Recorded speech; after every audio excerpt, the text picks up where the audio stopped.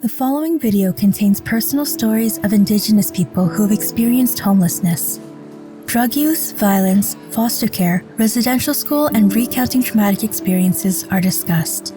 Residential school survivors, their families, and Indigenous people dealing with intergenerational trauma can access mental health and crisis supports through the Indian Residential School Survivors Society at 1-800-721-0066.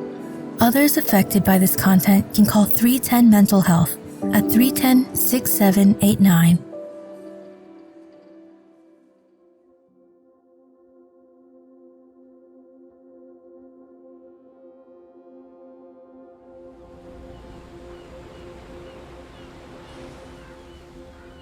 This is Gingoish. It is my family's home. Walking through the forest near Gingoish, I feel the history of the place of trees. I sense time of another having lived. I walk where my grandfather walked. It is familiar without having been there. It is knowing my place. It is knowing my space. I carry it with me, with it in my heart. I know respect. Simigiget sigram hanak kulsik lugiget swai niskani wobdakani Gingoish. Skaram Mokasam. My English name is Patrick Stewart. My Niska name is Lukigio. I'm a member of the Killer Whale House of Dakin, the Niska village of Gingoish. I was born homeless. So when I was born, my mom was homeless. And the hospital wouldn't let her take me from there because she was homeless. She had no place to take me. So I was left at St. Paul's Hospital in Vancouver. From the hospital, though, I went into care, and I grew up in care. I aged out at 19. For me now, when I look back at the work that I do, I always consider kids in care as being homeless because security of tenure is not there. I just remember months and years of wondering if I'm going to stay where I am or am I going to be moved, and it's not a good feeling to have. I tried to go to school on that basis, and I just had too many anxieties, I think. Wondering, okay, social worker going to show up, or am I going to be moved? I don't know. And I just worried. I think I was just a constant worrier.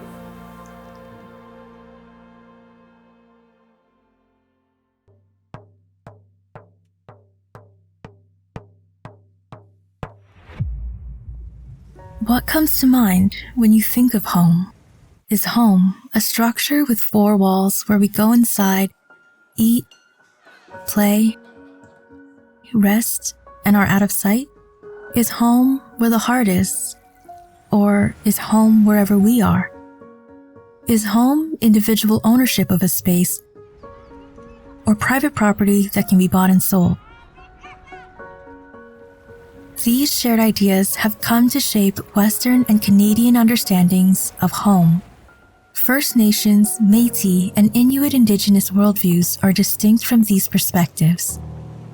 In many Indigenous worldviews, home is circles of relationships that come together to form healthy communities and feelings of deep-rootedness. In English, these circles of relationships are known among many Indigenous peoples as all my relations. Home is a person's place in nature, their relationships, and their connection to community and territory. From many Indigenous perspectives, home is more than a built structure. Home is holistic and reciprocal. Home is more about cultural connections than any built structure. Home is made up of the relationships and connections to the land and nature, other living things, culture, community, identity, and spirituality. Colonization in Canada brought different values that favored and reinforced home as a built structure that a person lives in and can be bought, sold, and profited from. These two different ways of understanding what home is have been at the center of Canada's conflict between settlers and Indigenous peoples. And the effects have been devastating.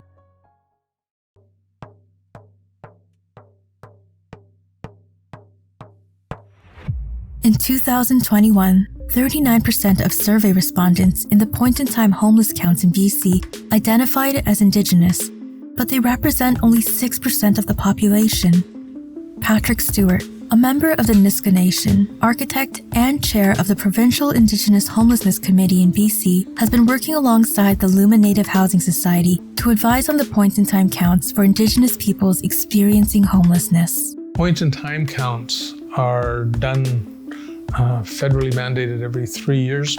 As a point-in-time count, it takes a snapshot of the number of people that are homeless at one night, and it tries to get an idea of who's on the street, who's in shelter. It's always recognized as being an undercount because, not everybody, you can't find everybody. These point-in-time counts are like a single picture taken at a single moment in time every 3 years. It does not tell the story of how a person arrived in the picture. What's more, the picture is also blurry and missing information. It's a work in progress, and we're still attempting to influence how the count is run, what questions are asked, but there's still a long way to go because, for example, there's a big portion of the population that we don't talk to or know much about, and that's hidden homelessness. People that are hidden homeless are people that are either couch surfing, staying with family, in hospitals, in remand centers, all those places that nobody really goes and finds out. The kinds of questions point-in-time counts ask and the data they collect reinforce colonial understandings of home. They favor the idea that home is a built structure where a person lives instead of a person's circles of relationships. And they do not tell the whole story of Indigenous homelessness, which involves the negative impacts and lived realities of colonial policies and practices. Bernice Carmano, an Indigenous outreach worker in Victoria, BC, shares the key challenges in helping Indigenous peoples experiencing homelessness from within colonial systems. The majority of the people that I work with have either gone through the foster care system, residential school, or a combination of both. So they react in two ways. They're either aggressive and people say they're angry, and it's difficult for them to connect or even do the work around getting them situated in housing, however that looks. And the other side of that is people are so quiet. They won't even respond to anyone. And that's really challenging because they just slip through the cracks. Because of the bias within our systems and institutions that favor a colonial and Western understanding of home and homelessness, Indigenous peoples have explored ways to define homelessness better. A definition of homelessness that will tell their story and better serve Indigenous people facing homelessness.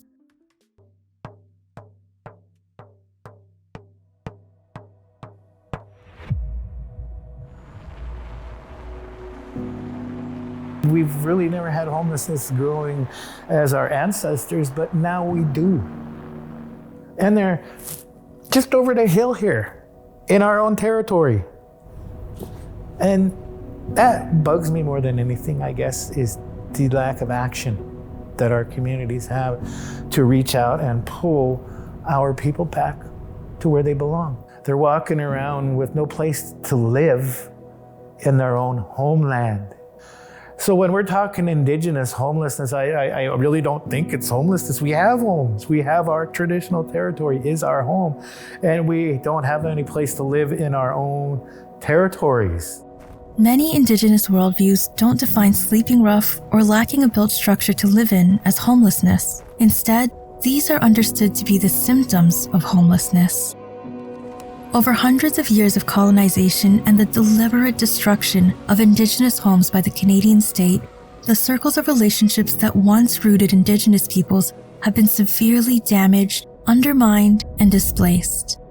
From conversations with Indigenous peoples, leaders, and researchers across Canada, 13 circles of homelessness have been identified that more fully share their stories.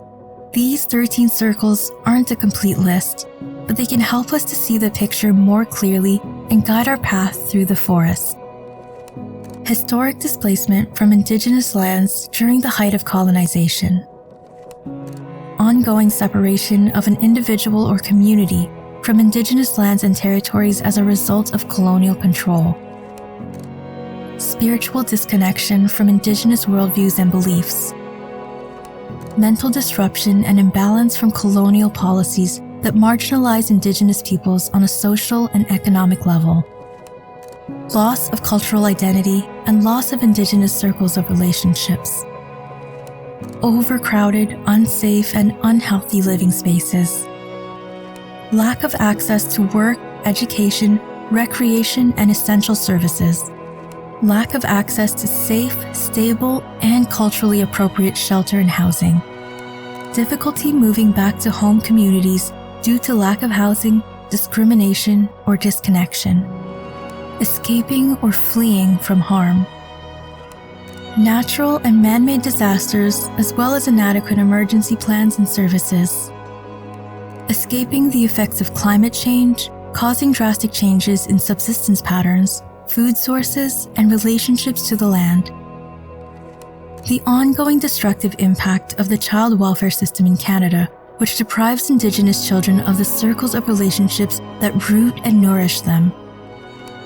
These 13 circles of disconnection layer on top of one another to create Indigenous homelessness in Canada and enable it to take root.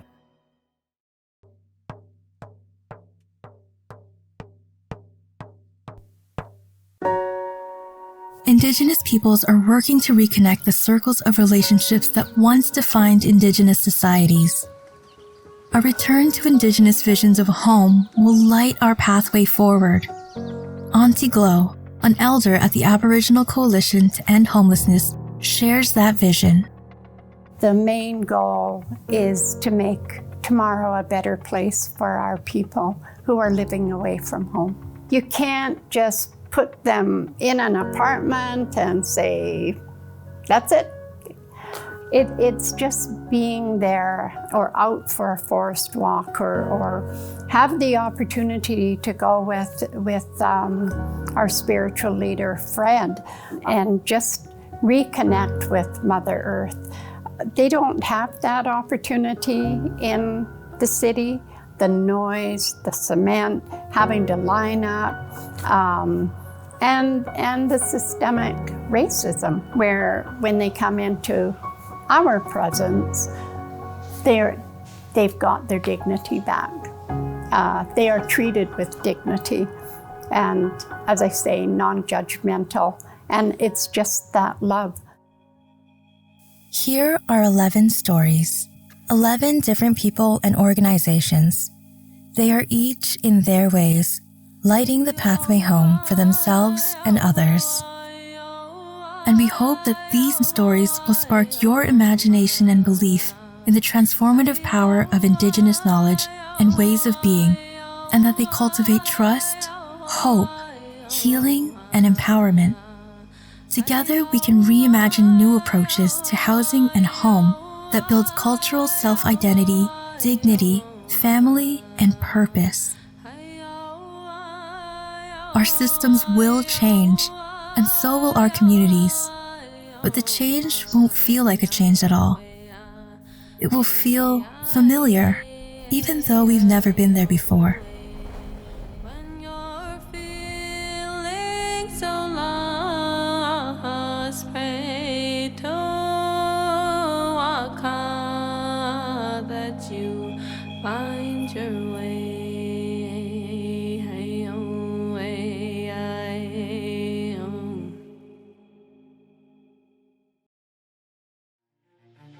We're all part of the tree of relationships, and this means that change is the responsibility of every one of us.